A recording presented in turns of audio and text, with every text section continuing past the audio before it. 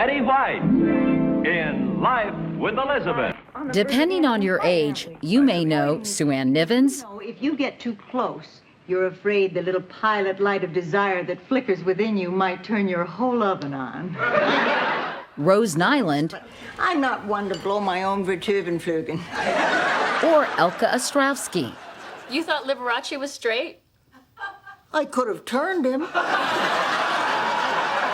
Sierra, you are so beautiful. Yes, you She's a peregrine falcon.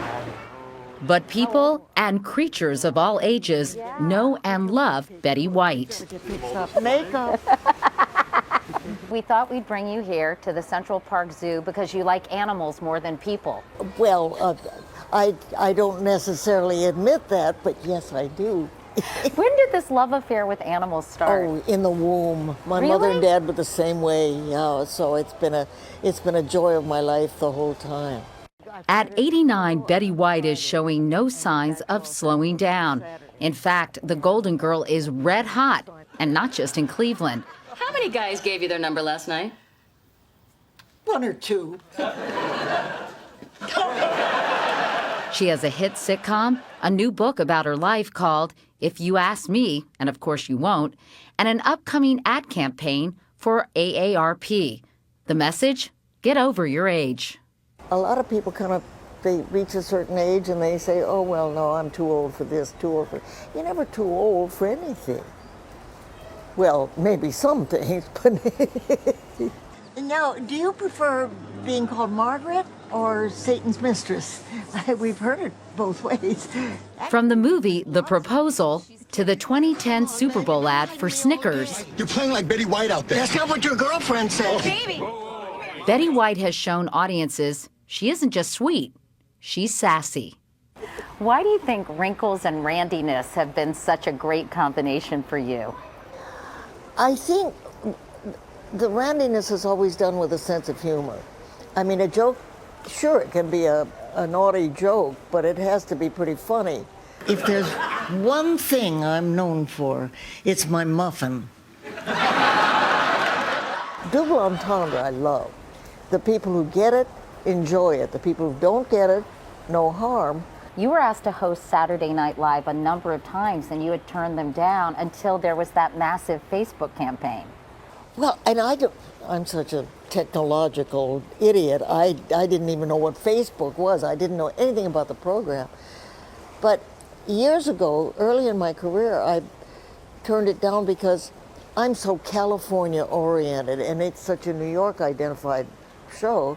I thought, oh, I'll stick out like a, outhouse in a rainstorm.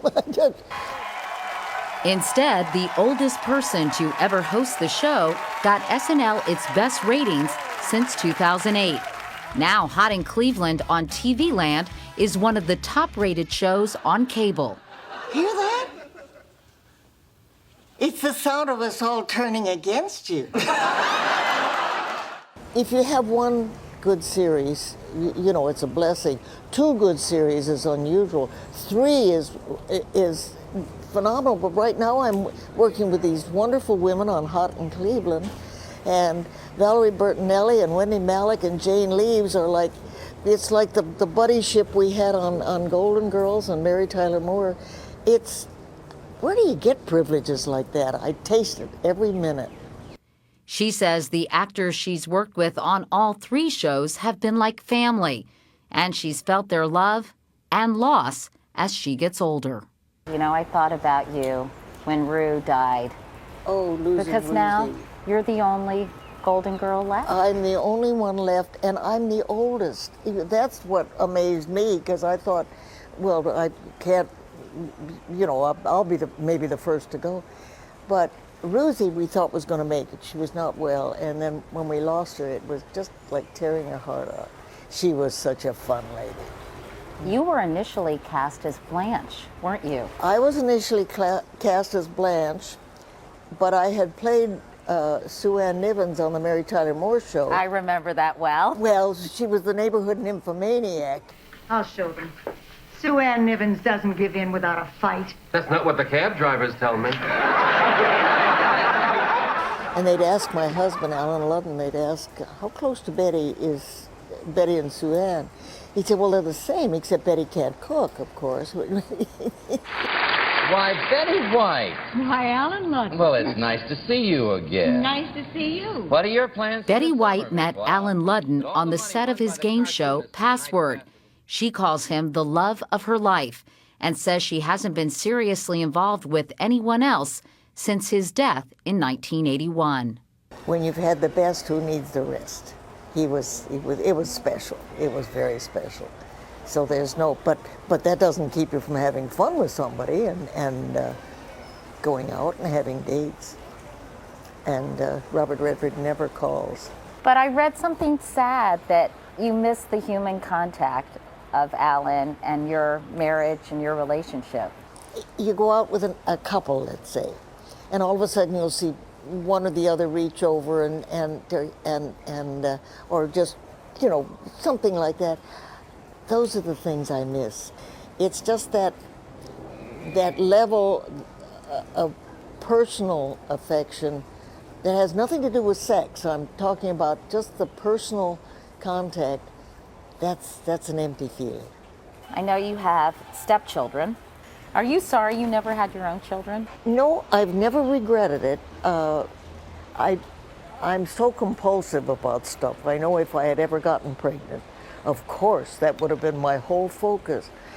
But I didn't choose to have children because I'm focused on my career. And I just don't think, as compulsive as I am, that I could manage both. So there's a harbor seal? There's Nikki right here. Oh, There you go. oh, you can He's see gonna it. bank, come right This self-proclaimed workaholic has another book coming out next year about her love of zoos. Betty White's got a lot going on, and she likes it that way. It is such a blessing. I cannot possibly tell you, Katie. And it's a constant surprise to me because as you get to this age, you've lost a lot of your close ones. That you don't just sit and talk to them about it. They're not there anymore. Are you afraid of dying? No, not at all, not at all. My mother had the most wonderful outlook on death.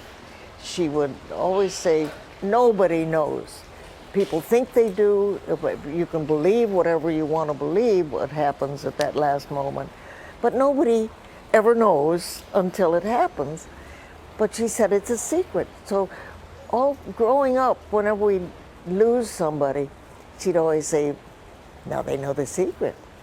Thank goodness you don't know the secret, Betty, or you wouldn't be here. But a lot of people probably want to know, what's your secret? What advice would you give to other people who want to have a rich, long life like you've enjoyed?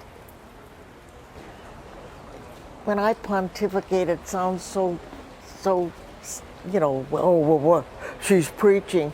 I'm not preaching, but I think maybe I learned it from my animal friends. Kindness and consideration of somebody besides yourself.